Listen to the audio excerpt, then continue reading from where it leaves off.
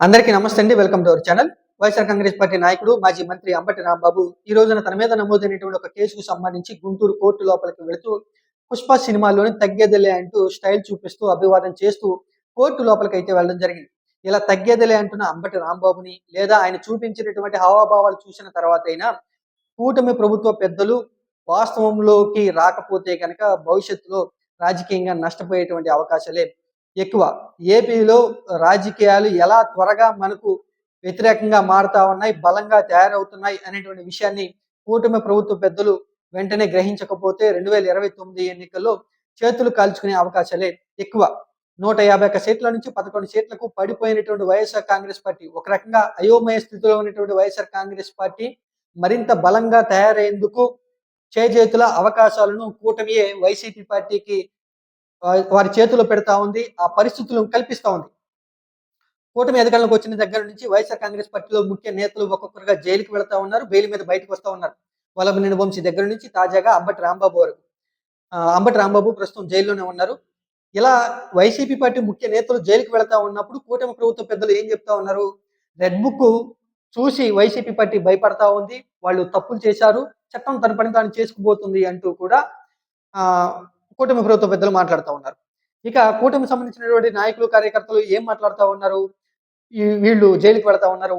జైలుకి వెళ్తా ఉన్నప్పుడు వైసీపీ పార్టీ వాళ్ళు మమ్మల్ని చాలా గతంలో ఇబ్బందులు పెట్టారు. ఇప్పుడు వాళ్ళు జైలుకి వెళ్ళడం సబబే అంటూ కూటమి వాళ్ళు నాయకులు, కార్యకర్తలు సంబరాలు చేసుకుంటా ఉన్నారు.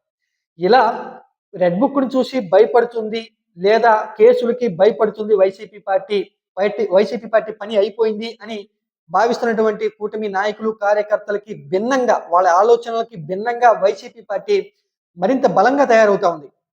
ఒకసారి చూసుకుంటే మీరు జైలుకి వెళ్ళొచ్చిన తర్వాత వైసీపీ పార్టీ జైలుకి వెళ్ళొచ్చినటువంటి వ్యక్తులు ఆ పార్టీలో ఎలా యాక్టివ్ అయ్యారు?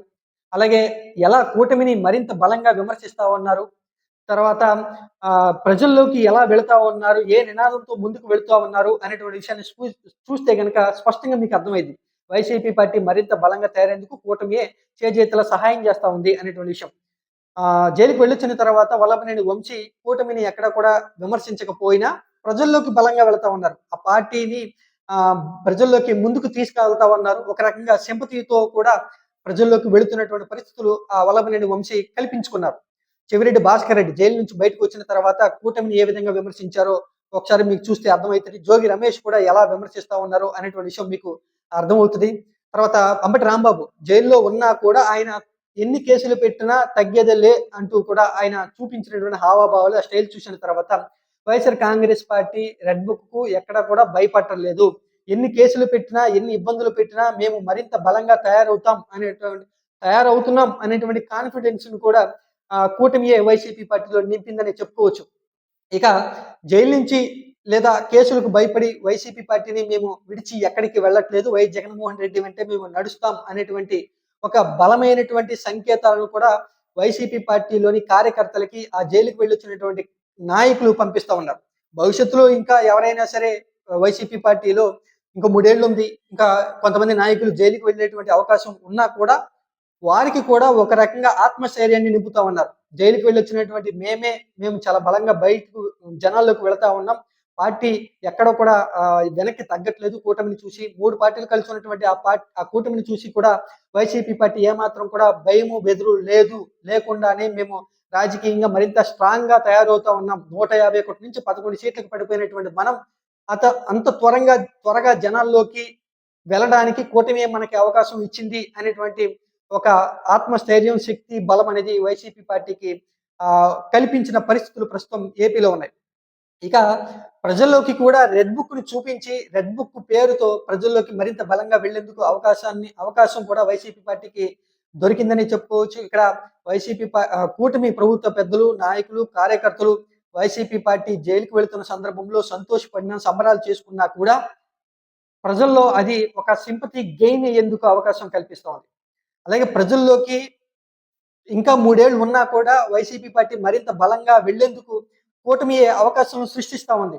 ఒక బలంగా తయారయ్యేందుకు ఆయుధాన్ని వైసీపీ పార్టీకి కూటమి ప్రభుత్వ పెద్దలే వారి చేతుల్లో పెడుతున్నటువంటి పరిస్థితులు ప్రస్తుతం ఏపీ రాజకీయాల్లో కనిపిస్తా ఉంది. ఒక రకంగా చూసుకుంటా ఉంటే ఈ రెడ్ బుక్ వల్ల ఏపీలో రాజకీయాలు కూటమికి గతంలో మా బలమని చెప్పుకునేటువంటి రెడ్ బుక్కే ఇప్పుడు వాళ్ళని బలహీనపరుస్తుంది అనేటువంటి విషయం, వారి మీద వ్యతిరేకత పెరగడానికి కూడా రెడ్ బుక్కే కారణమవుతా ఉంది. ఇలా జైలుకి వెళ్ళొచ్చిన తర్వాత ఆహ్, వైసీపీ పార్టీ నాయకులను చూసిన తర్వాత, వాళ్ళు చేస్తున్నటువంటి విమర్శలు చూసిన తర్వాత, లేదా అంబటి రాంబాబు పలికించినటువంటి హావభావాలు, ఆ స్టైల్ చూసిన తర్వాత అయినా కూటమి ప్రభుత్వ పెద్దల మీద వైసీపీ ప్రభుత్వ పెద్దల మీద కూటమి ప్రభుత్వ పెద్దలు తమ అభిప్రాయం, తీరు మార్చుకోకపోతే రాజకీయంగా నష్టం కలిగేటువంటి అవకాశాలను రోజు రోజుకు కూటమియే పెంచుకునే అవకాశాలు, నష్టపోయేటువంటి అవకాశమే ఎక్కువ.